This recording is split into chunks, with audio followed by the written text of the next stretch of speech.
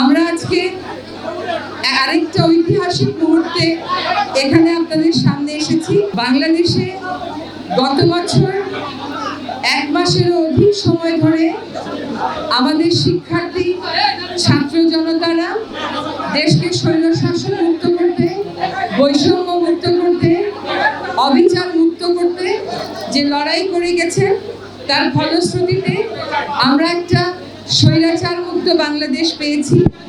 আজকে গত বছরের সেই জুলাইকে স্মরণ করেই আমরা সকলে এখানে একত্রিত হয়েছি।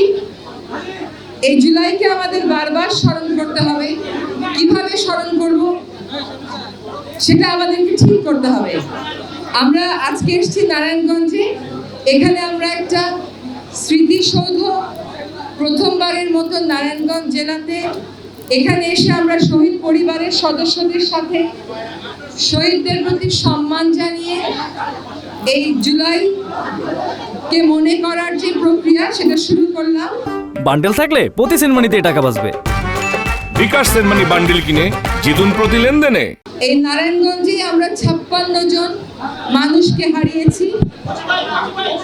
তারা বুলেটে প্রাণ দিয়েছেন এবং এই প্রাণ একটা উদ্দেশ্যকে সামনে রেখে তারা দিয়েছেন।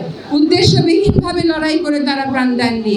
একটা সুনির্দিষ্ট উদ্দেশ্যকে সামনে রেখে এই 56 জন মানুষ শহীদ হয়েছেন।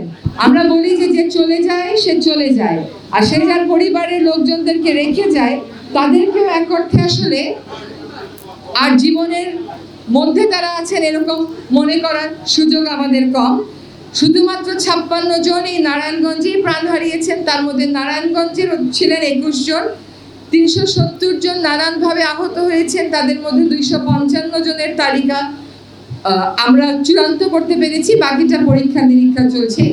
এই আহত এবং নিহত মানুষগুলোর স্মরণে, তাদের পরিবার যে এত বড় স্যাক্রিফাইস করেছে সেটার স্মরণে আজকে আমরা এখানে জুলাই উদযাপনের প্রথম যাত্রাটা আনুষ্ঠানিকভাবে স্মৃতিসৌধের মাধ্যমে শুরু করলাম। এখানে গৃহায়ন ও গণপূর্ত মন্ত্রণালয় এই আয়োজনটা করলেও এর পিছনে আমাদের রেলপথ মন্ত্রণালয় আছে, তারা এই জায়গাটা দিয়েছেন। আমাদের সংস্কৃতি বিষয়ক মন্ত্রণালয় আছে, মুক্তিযুদ্ধ বিষয়ক মন্ত্রণালয় আছে, তারা সকলে যার যার অবস্থান থেকে এই কাজগুলো করে দিচ্ছেন।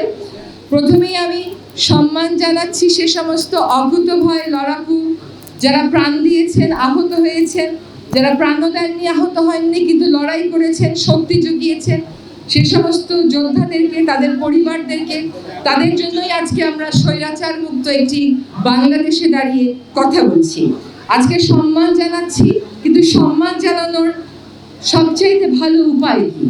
সম্মান কি আমরা একদিনই জানাবো, বা 5ই আগস্ট পর্যন্ত 36শে জুলাই পর্যন্তই জানাবো, নাকি সম্মান দেওয়ার আরো কোনো পথের কথা আমাদেরকে ভাবতে হবে? আরো কোনো পথের কথাই ভাবতে হবে, কারণ তারা উদ্দেশ্যবিহীনভাবে প্রাণ দেননি, একটি উদ্দেশ্যকে সামনে রেখে তারা প্রাণ দিয়েছেন। সেই উদ্দেশ্যটা হচ্ছে বৈষম্যবিহীন একটা বাংলাদেশ গড়ার। আমরা মনে করি যে সম্মান দেওয়ার সবচাইতে ভালো উপায় হচ্ছে, এক, যারা আহত হয়েছেন, নিহত হয়েছেন, তাদের বিরুদ্ধে স্বৈরাচার এবং স্বৈরাচারের যারা দোষর ছিল তাদের বিচার নিশ্চিত করা। এই বিচার কেবল বিচার না, এই বিচার ন্যায় বিচার হতে হবে, যাতে আর কোনোদিন বাংলাদেশের কোনো মানুষ, বাংলাদেশের কোনো বাহিনী নিজ দেশের জনগণের বুকে এইভাবে করে গুলি চালাতে না পারে। আজকে যারা এখানে বেঁচে আছেন, লড়াইতে তাদের বন্ধুদেরকে হারিয়েছেন, সহযোদ্ধাদেরকে হারিয়েছেন, তারা বিচার চান। যে সমস্ত পরিবারেরা তাদের সদস্যদেরকে হারিয়েছেন তারা বিচার চান, তারা ন্যায় বিচার চান। এবং যে সমস্ত মানুষ আমাদেরকে রেখে চলে গেছে তাদেরও অনেক বড় বিচারের দাবি আছে আমাদের কাছে। আমরা সেই বিচার প্রক্রিয়া এগিয়ে নিয়ে যাচ্ছি। এটার ব্যাপারে আমাদের আইন বিষয়ক উপদেষ্টা কথা বলবেন। শুধু নিহত হওয়ার বিচার না, মানুষকে অন্ধ করে দেওয়ার বিচার, মানুষকে পঙ্গু করে দেওয়ার বিচার। সবচাইতে বড় কথা হচ্ছে স্বাধীন দেশে নিজ দেশের নাগরিকের উপর নির্বিচারে একটা যৌক্তিক আন্দোলন দমিয়ে দেওয়ার উপর নির্বিচারে যে গুলি চালানো হয়েছে তার বিচার। কাজে এই বিচারের প্রক্রিয়া অবশ্যই আমাদেরকে শুরু এবং শেষ করতে হবে অত্যন্ত স্বচ্ছতার সাথে। তারা আরেকটা যে বড় স্বপ্ন দেখেছিলেন তা হচ্ছে দেশকে বৈষম্যহীন দেখবার। তারা এই বৈষম্যহীন দেখবার একটা বড় উপায় হচ্ছে দেশে প্রকৃত অর্থে গণতন্ত্র প্রতিষ্ঠা করার। গণতন্ত্র কেবল একটা মাধ্যমে প্রতিষ্ঠিত হয় না, সমাজের সকলকে যার যার জায়গা থেকে কাজ করে যেতে হয় গণতন্ত্রের প্রতিষ্ঠা করার। কেন এই বিজয় আসলো? গণতন্ত্রের জন্য তো আমরাও লড়াই করেছি 1990-এর দিকে, গণতন্ত্রের জন্য তো এর আগেও লড়াই হয়েছে।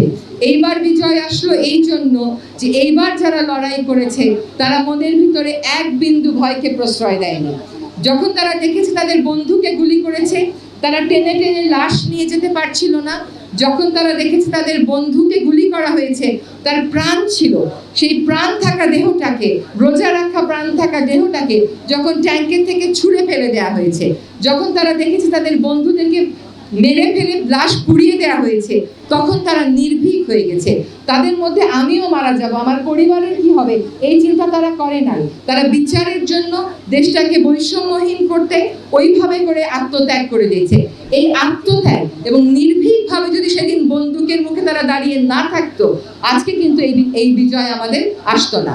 আমাদের জীবনে 5ই আগস্ট আসতো না যদি সম্পূর্ণ শঙ্কাহীন, ভীতিহীনভাবে এই ছাত্র জনতা রাস্তায় দাঁড়িয়ে প্রতিরোধ গড়ে না তুলতো স্বৈরাচারী সরকার ব্যবস্থার।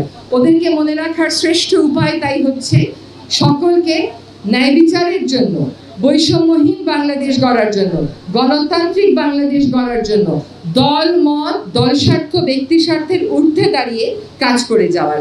আমরা আশা করি সকলেই আমরা সেই কাজটা করব। ওদেরকে মনে রাখার শ্রেষ্ঠ উপায় হচ্ছে ওদের পরিবাররা যে যন্ত্রণাটা বয়ে নিয়ে বেড়াচ্ছেন সেই যন্ত্রণাটা লাঘব করে দেয়া। কেমন করে আমরা লাঘব করব?